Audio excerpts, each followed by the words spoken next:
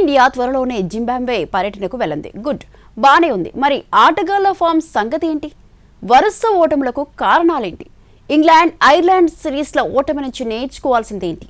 ఆ ఇద్దరు ఆటగాళ్లు లేకుంటే టీమిండియా పరిస్థితి ఏంటి? ఈ ఆటతోనే వచ్చే ఏడాది వరల్డ్ కప్ కొట్టడం సాధ్యమేనా? స్వదేశంలో 2026 టీ20 వరల్డ్ కప్ గెలిచిన విదేశాల్లో అట్టర్ ఫ్లాప్ అయింది టీమిండియా. ఐర్లాండ్, ఇంగ్లాండ్ టూర్లలో వరుసగా ఓడిపోయింది. లార్డ్స్ వన్డేలో పోరాడి ఓడిన సిరీస్లను అపోనెంట్ టీంల చేతికి అప్పగించింది. ఈ వరుస ఓటములకు కారణమేంటి? ఇప్పుడిదే క్రికెట్ ఫ్యాన్స్ను పట్టి పీడిస్తున్న $1 మిలియన్ క్వశ్చన్. ఎందుకంటే 2027 వరల్డ్ కప్కు పెద్ద గ్యాప్ కూడా లేదు.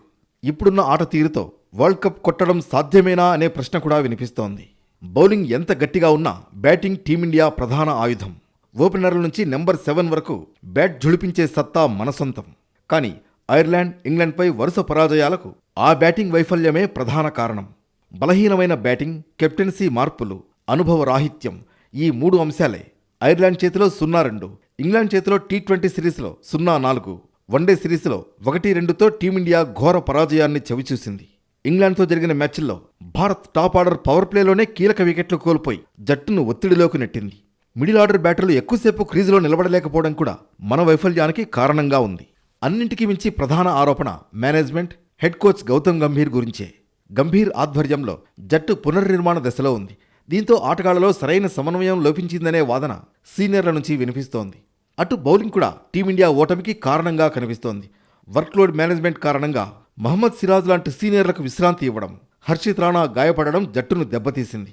అంతర్జాతీయ అనుభవం లేని యువ బౌలర్లపై ఎక్కువగా ఆధారపడాల్సి రావడం కూడా మైనస్గా మారింది. వన్డే సిరీస్లో కీలక వికెట్లు తీసే సత్తా ఉన్న చైనామన్ స్పిన్నర్ కుల్దీప్ యాదవ్ను జట్టులోకి తీసుకోకపోవడం పెద్ద తప్పిదంగా మారింది.